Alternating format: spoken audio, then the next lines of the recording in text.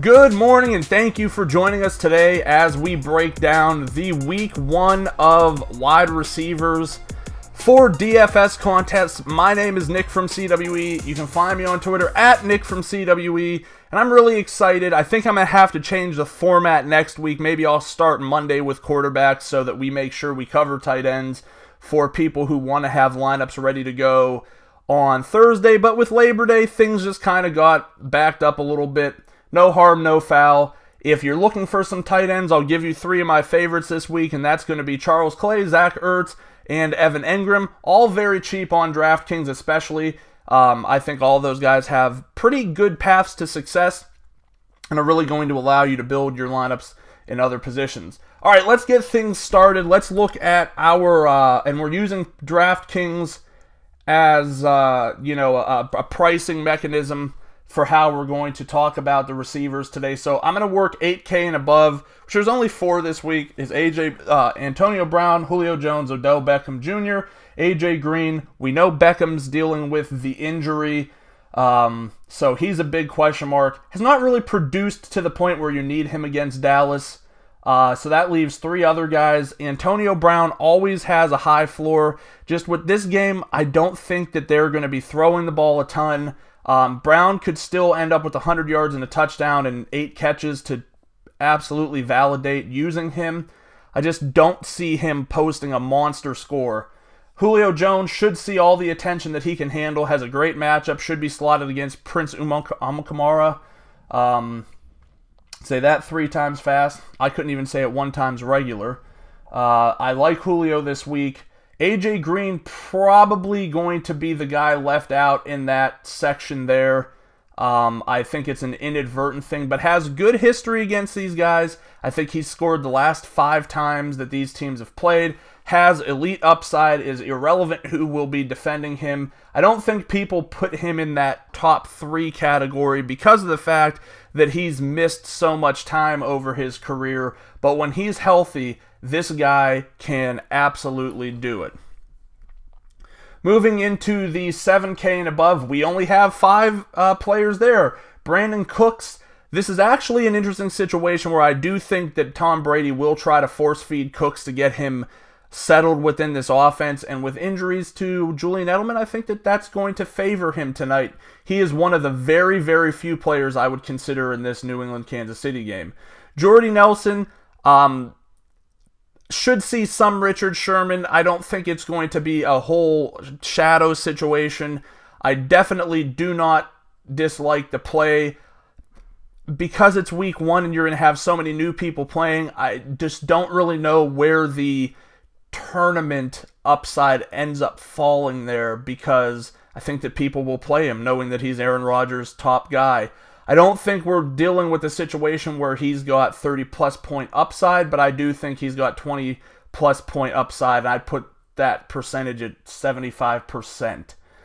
Dez Bryant is an easy fade for me this week, and that probably is going to end up biting me. I just can't get him right, just being completely honest with you. But he tends to fall apart against good defenders, and that's where he's going this week. Michael Thomas, interesting play against Minnesota. The volume should absolutely be there. I'm willing to take a fade approach this week and hold my breath for the best. I think that, I'm really enamored by the Monday night games because I think that there's one guy that I really like who I'll mention in our premium package to get y'all to come over and sign up since it's free in week 1. There's a guy on that Monday night slate that I think could end up surprising. And it's always some 8th string wide receiver who ends up catching a 70-yard touchdown pass that you need to have in your lineup to cash. Amari Cooper dealing with a little bit of an injury right now, but based off of the defensive techniques and schemes that Tennessee should run this year, this is a favorable matchup for him. I like him a lot tonight. In the 6K range, got about 10 to 12 players here. T.Y. Hilton is an absolute no-go with no Andrew Luck. Doug Baldwin, I've seen a lot of posts there seems to be 2 broadly defined camps right now, or specifically defined camps. There's camp, hey, the Packers are absolutely horrible on defense. This should be an easy week for Russell Wilson. And then the other side of the camp says, yeah, but they don't play that well outside of Seattle and against Green Bay outside of Seattle. So you have to look at it being that each week is a new season. I'm far more apt to say, you know what, if you think that's going to be the case, I'd play the receiver over the quarterback. I think he's got a good matchup here. Don't mind him at all. Golden Tate, tough to see how much Tyrann Mathieu he'll see. I just somehow don't think it's going to be a ton. I think if I'm looking at any pass catcher on Detroit, it's going to be Golden Tate this week. Demaryius Thomas, always in a PPR format, a full PPR format. I think he's a guy you can certainly look at. The Chargers, I think, are an improving defense, but not a team that I'm going to stay away from. Sammy Watkins, a big question mark this week. In those situations, I would just rather stay away. Tyrell Pryor looked awful in the preseason. I'm thoroughly convinced that the way to go this week is to just stack Kirk Cousins with one of his receivers, because I think that there will be that hangover from the preseason and how poor they looked, and there's a recency bias. Even with a lot of pros within the industry, I think that these two match up pretty well with one another. Good way to go.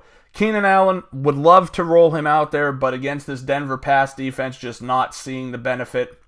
Martavis Bryant, huge tournament winning upside.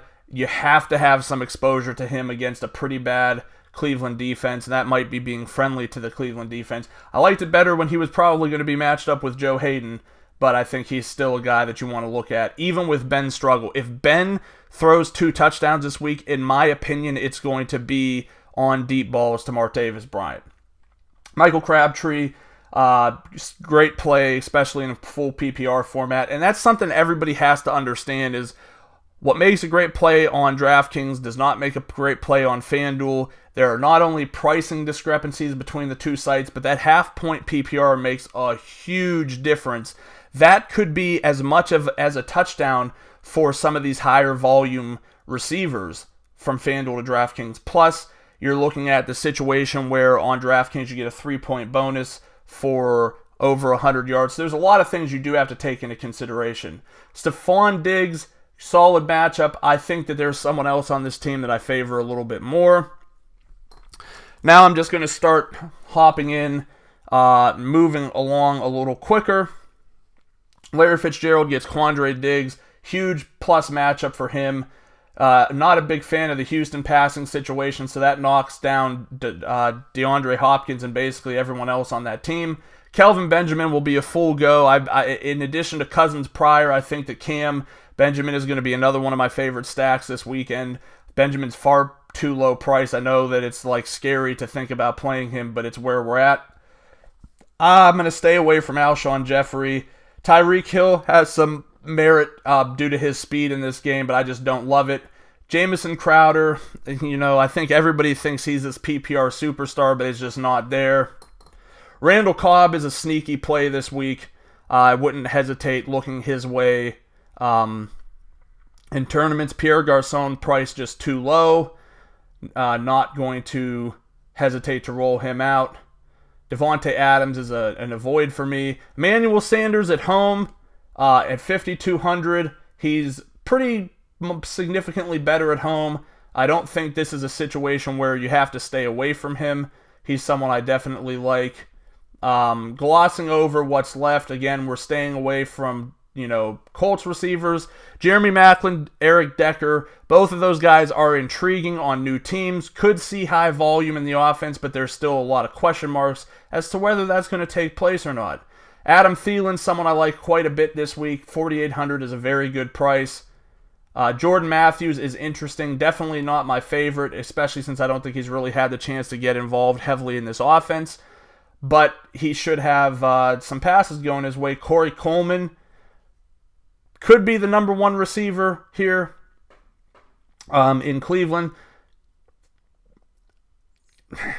I wouldn't avoid it. I don't want to say it's a good matchup necessarily, but I wouldn't avoid it.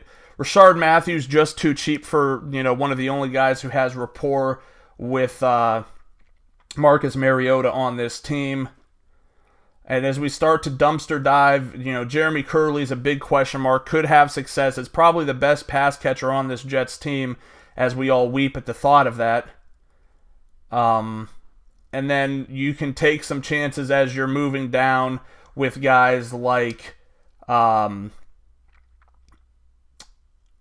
can't remember, Kendall Wright, is the first guy that jumps out. And that's probably where I will end it today.